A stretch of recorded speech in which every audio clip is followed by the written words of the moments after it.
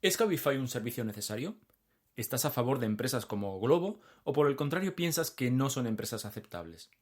¿Crees que es necesario el pago de una renta mínima garantizada o por el contrario piensas que es algo absolutamente inviable?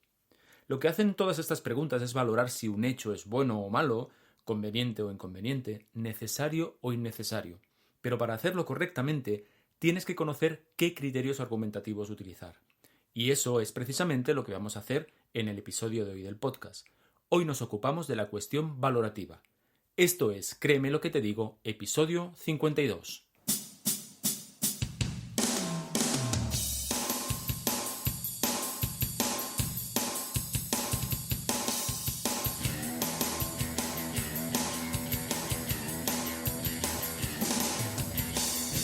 Bienvenidos y bienvenidas a Créeme lo que te digo, el podcast dedicado al mundo de la persuasión en el que voy a explicarte todo lo que tienes que saber para influir, convencer, inducir o inclinar opiniones a tu favor. ¿Quieres saber cómo ser más convincente? ¿Quieres aprender a debatir y discutir sin generar conflictos? ¿Quieres saber cómo hablar en público como un auténtico profesional? Y además, ¿te gustaría aplicar todo esto en tu vida personal y profesional? Si es así, créeme lo que te digo, es el lugar apropiado. Yo soy Óscar Fernández Orellana y te voy a acompañar en esta aventura en la que conocerás los misterios, técnicas y trucos para llegar a ser un auténtico maestro de la persuasión. ¿Estás listo? ¡Comenzamos! Hola, ¿qué tal estás? Bienvenido, bienvenida al capítulo 52 de Créeme lo que te digo, el podcast en el que tratamos todas aquellas cuestiones relativas al mundo de la persuasión, el hablar en público y en general, ya sabes, las habilidades comunicativas necesarias para influir e impactar en los demás. En el capítulo de hoy retomamos el mundo de la argumentación con un tema muy a tener en cuenta si lo que quieres es mejorar tus dotes de espadachín dialéctico, como muchas veces digo. Vamos a hablar de cómo argumentar que estás a favor de un hecho o de un acontecimiento. Si recuerdas, este es el tercer motivo por los cuales dos personas pueden entrar en conflicto, según indicó Cicerón. Y si no te acuerdas, cosa que es lógica por otra parte, porque ya han pasado muchas semanas desde que hablamos de los anteriores motivos, puedes escuchar los capítulos 40, 44 y 48 del podcast y así, bueno, pues te puedes poner un poco al día. De todas maneras, como siempre, antes de entrar en el meollo de la cuestión, déjame contarte que en mi consultora en Interacción Humana nos dedicamos al entrenamiento de habilidades sociales, esas competencias tan necesarias hoy en día y que van a serlo mucho más en el futuro. Estas formaciones las hacemos para empresas o de forma individual, tanto presencialmente como online. Así que, si tienes alguna necesidad en este sentido y quieres que hablemos, solo tienes que enviarme un correo a través del formulario de contacto que encontrarás en interaccionhumana.es/contacto y enseguida me pongo en contacto contigo, te respondo. Otra cuestión, que si no mi editora se enfada conmigo. Si eres alguien que diriges equipos, sean del tipo que sea, tanto para empresas como cualquier otro tipo de organización, tienes a tu disposición Así persuaden los líderes, el libro en el que explico no solo por qué la persuasión es el único camino para liderar, sino sobre todo cómo hacerlo. Puedes encontrar el libro en las librerías habituales, en realidad, en FNAC, en Casa del Libro, en Amazon y, por supuesto, si quieres, puedes visitar la página web de la editorial, Libros de Cabecera. Allí encontrarás mi libro y además tendrás a tu disposición un muy buen fondo de libros dedicados al mundo de las organizaciones. Todos estos enlaces te los dejo en las notas del programa, que si no lo sabes puedes verlas en el propio capítulo del podcast, pero en la web de Interacción Humana. Venga, ahora sí, pasados los minutos publicitarios, vamos con el tema de hoy. Venga, para ponernos mínimamente en antecedentes, recuerda que según Cicerón, al que desde luego yo no me atrevo a contradecir, las personas podemos discutir por tres motivos. Discutimos sobre si un acontecimiento ha ocurrido o no, discutimos sobre el nombre que le damos a un hecho, a un acontecimiento, y en tercer lugar, discutimos sobre si ese hecho es positivo o no, es conveniente o no, nos interesa o no, es necesario o no, etcétera, etcétera, etcétera. Así que lo que te voy a explicar en el capítulo de hoy del podcast es qué criterios tienes que utilizar para defender de la mejor manera posible que un suceso, que un hecho, que un acontecimiento conviene o es positivo. Dado que estamos hablando de valorar un hecho, un acontecimiento, a este tipo de discusión se le llama cuestión valorativa. El caso es que a poco que pensemos sobre esto te vas a dar cuenta de que argumentar correctamente cómo valorar un hecho es muy importante porque se puede aplicar a aspectos tan relevantes, por ejemplo, como la defensa de una propuesta comercial o en una reunión donde quieres demostrar que tu idea es una buena idea y quieres que tire adelante. Ese es también otro ámbito de clara aplicación de esta cuestión. En primer lugar, lo que tienes que tener muy claro es que cuando valoras un hecho, cuando dices que algo es bueno o malo, en realidad no estás poniendo sobre la mesa una certeza, sino un juicio. Es decir, que aunque te parezca lo contrario, cualquier valoración que hagas de un hecho la harás utilizando criterios subjetivos. Ya te he dicho en muchas ocasiones, o en algunas ocasiones, eso lo puedes comprobar en otros capítulos del podcast, que nuestro material de trabajo cuando hablamos de persuasión es precisamente la subjetividad. Nosotros, en realidad, cuando intentamos convencer a alguien de algo, tenemos que partir de no solo nuestra propia subjetividad, sino también la subjetividad de las personas a las que queremos convencer. Así que, por muy objetiva que te parezca tu valoración acerca de un determinado hecho, seguro que hay otras personas que es susceptible de pensar algo diferente a ti. Es por ese motivo, precisamente, por el cual tenemos que ser muy hábiles a la hora de escoger los mejores criterios posibles, los mejores criterios para defender nuestra postura y que esa resulte a ojos de nuestro interlocutor irrefutable. Vamos con los ejemplos. Vamos a poner uno así para que todo el mundo lo tengamos claro. ¿Es bueno o es malo que exista un servicio como Uber? Uber, Cabify o como vosotros queráis, cualquiera de estos, ¿de acuerdo? Fíjate, si alguien dice que sí, por ejemplo, no se estará basando en algo, digamos, categórico, en una certeza objetiva. Insisto, aunque nos pueda parecer que sí. Claro, si tú defiendes que sí, que Uber o Cabify es un servicio necesario, lo que intentarás es que parezca que el argumento que presentas es absolutamente irrefutable, pero en realidad te estarás basando en un juicio, en una opinión basada en una valoración subjetiva. Insisto, lo que pretenderemos será objetivar porque esta valoración que nosotros hacemos a favor de Uber, por seguir con el ejemplo, es cabal, pero en realidad seguimos basándonos en apreciaciones subjetivas. Así que quede claro, en la cuestión valorativa no discutimos sobre los hechos en sí, sino sobre lo que estos hechos nos parecen. Así que vamos a ver cómo tenemos que proceder para apoyar una valoración. Como ya ha quedado claro, al no poderte basar en hechos para valorar algo, no te queda más remedio que apoyarte en una buena argumentación para que tus oyentes lleguen a la misma conclusión que tú sobre si ese hecho es bueno, en el caso que defiendas que es bueno, o es malo, en el caso que defiendas que es malo. La cuestión es qué categoría de criterios son los que mejor te valen, mejor puedes utilizar en la cuestión valorativa. Es decir, en qué te puedes basar para decir que algo es bueno o es malo. ¿Cómo lo puedes argumentar? Fíjate, vas a utilizar dos criterios. Vas a utilizar el criterio de utilidad o conveniencia y vas a utilizar el criterio de moralidad. Vamos a ver el primero, vamos a ver el criterio de utilidad o conveniencia. A grandes rasgos, el criterio de utilidad o conveniencia se basa en defender que un hecho es conveniente, es decir, que nos permite o nos permitirá alcanzar un bien o rechazar un mal.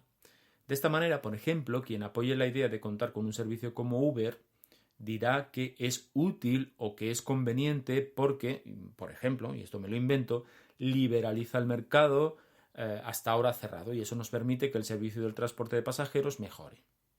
¿De acuerdo? Es decir, estoy utilizando un argumento que se basa en decir que Uber o Cabify es útil o conveniente. O también puede decir que es bueno porque acaba con el monopolio del taxi y con el deterioro del servicio que cualquier monopolio supone. Es decir, podrías en realidad utilizar el tipo de argumentación que se te ocurra o que mejor convenga para convencer a tu interlocutor, pero siempre basado en el criterio de utilidad o de conveniencia. Es decir, indicar que las consecuencias de utilizar Uber o de la presencia de Uber en el mercado es positiva, es conveniente, es útil. En definitiva, como ves, se está valorando el hecho positivamente porque indicas que precisamente es útil para alcanzar un bien o para rechazar algo malo o algo inconveniente. Como esta defensa valorativa se basa en la utilidad del acontecimiento, a este tipo de argumentos se les llama argumentos pragmáticos, puesto que se apoyan en la idea de que las ventajas superan a los inconvenientes. Claro, lógicamente, si lo que quieres es valorar negativamente el hecho, lo que dirás es que los inconvenientes superan a las ventajas o que los inconvenientes son más gravosos que los beneficios. Insisto, no solo decirlo, sino demostrarlo argumentativamente, demostrarlo en la medida de lo posible con buenas razones. Vamos a poner otro ejemplo. Imagina que el debate es el de si conviene o no legalizar el consumo de drogas. Si estás a favor de la idea, lo que harás primero es enumerar la lista de beneficios de la medida contraponiéndola a la lista de perjuicios y a continuación aumentarás el valor de las ventajas sobre los inconvenientes. Para que quede un poquito más claro, vamos a ver cómo podría quedar este argumento. Yo podría decir, legalizar las drogas eliminaría el tráfico clandestino y por lo tanto las redes mafiosas. Por otro lado, bajaría la delincuencia relacionada con este mundo y además permitiría el control sanitario de las sustancias que se consumen. Por otro lado, la idea de que el país se convierta en un lugar de residencia de todos los consumidores del mundo es muy poco probable porque hay otros condicionantes que lo impedirían. Fíjate lo que hemos hecho. En primer lugar, lo que he hecho es enumerar las consecuencias favorables y desfavorables del hecho de legalizar la droga y luego, a continuación, he comparado ambas listas y me he posicionado a partir del resultado de la comparación. Y ya lo tienes, ya sabes cómo defender un hecho por la vía de los argumentos pragmáticos.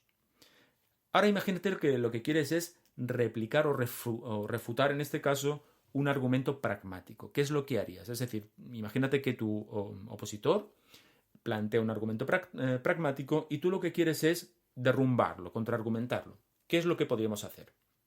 Mira, lo puedes hacer de tres maneras. En primer lugar, lo que podrías hacer es poner en duda que se produzcan las consecuencias favorables o los beneficios esperados que tu opositor indica. Es decir, esas listas de ventajas que apoyan el hecho, puedes ponerlas en duda. Insisto, cuando digo de ponerlas en duda no significa simplemente decir no estoy de acuerdo o esto no es verdad, sino argumentar el por qué eso no es verdad. Siempre estamos hablando de argumentaciones. En segundo lugar, ¿qué puedes hacer? Puedes plantear una valoración diferente, una valoración distinta a la de tu contrincante, es decir, demostrarás que los inconvenientes superan las ventajas o bien que las ventajas no lo son realmente. Y en tercer lugar, puedes apelar al criterio de moralidad, perdón. Ahora sí, lo digo otra vez bien.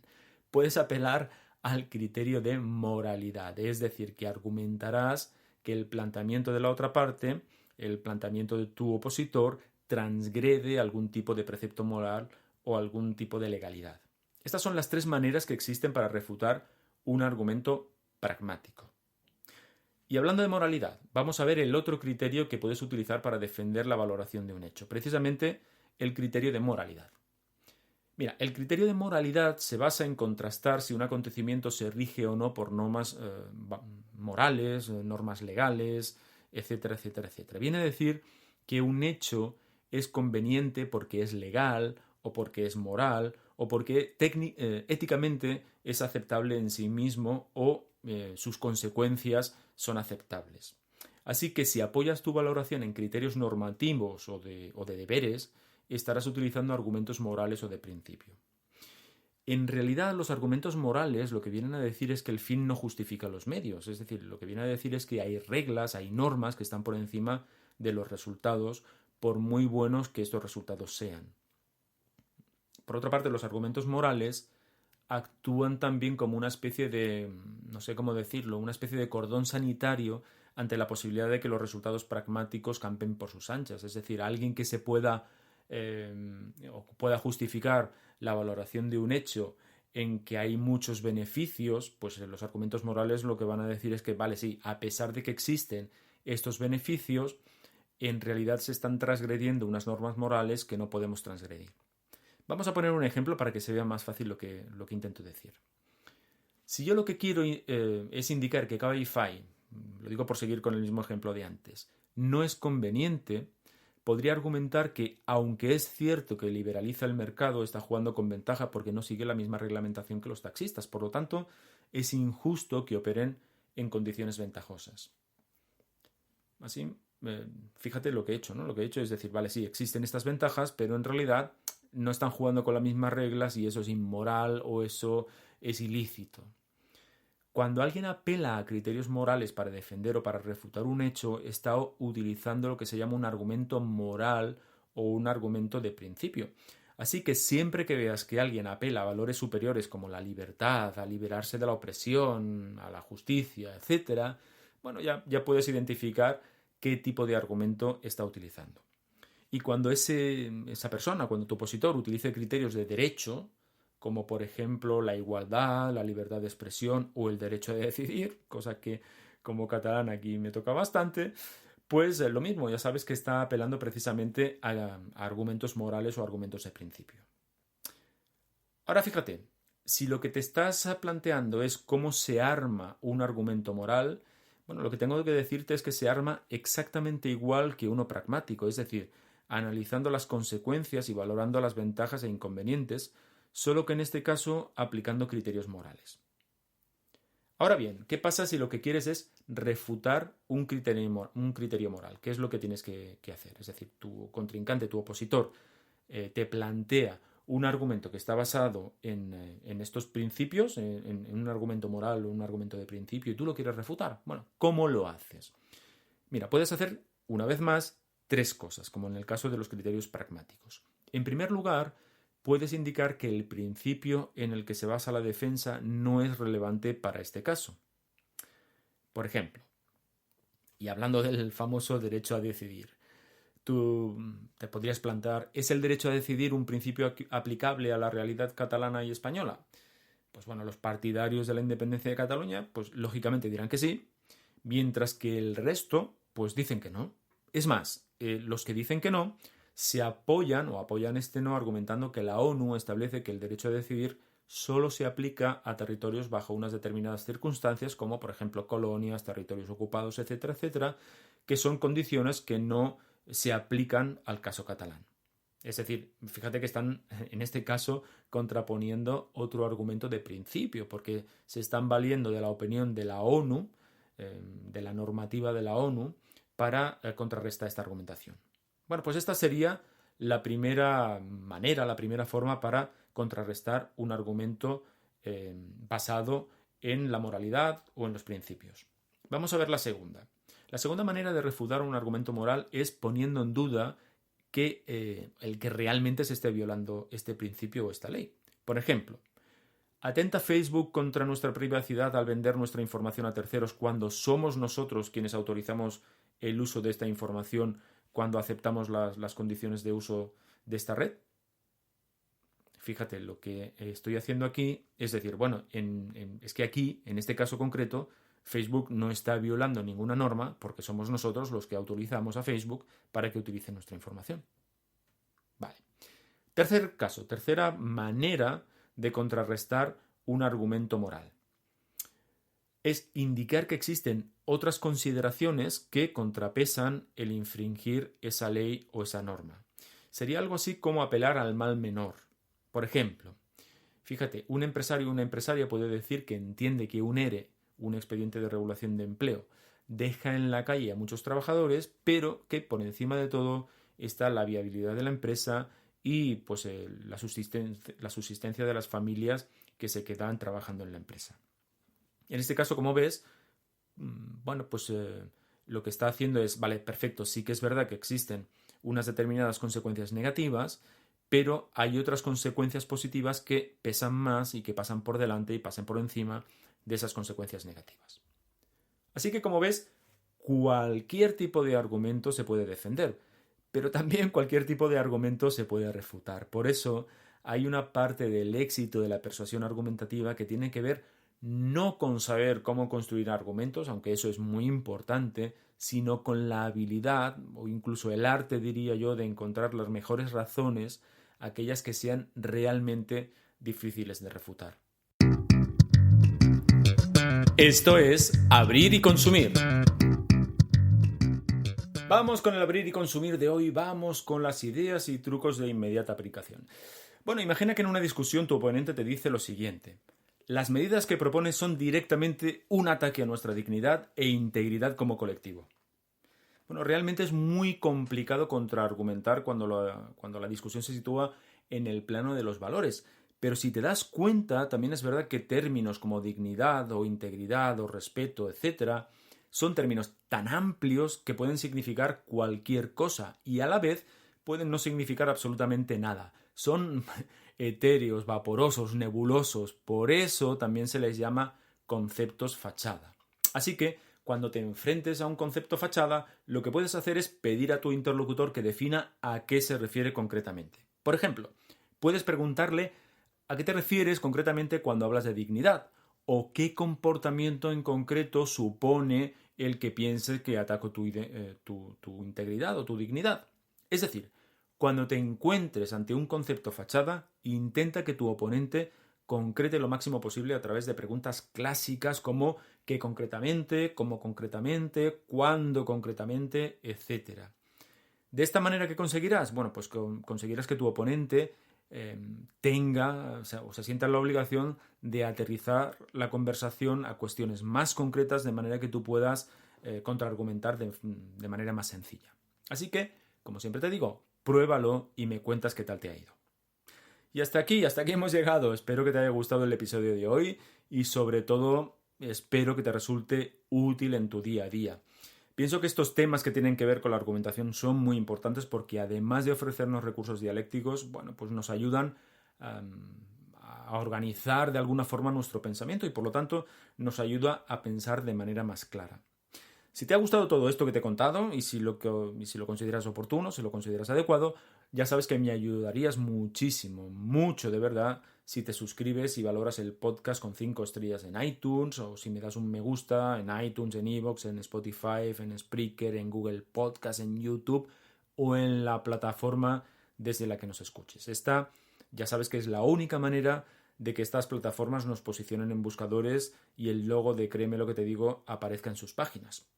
Así que en 15 días más, Créeme lo que te digo, será el episodio número 53 y estará dedicado a la persuasión irracional.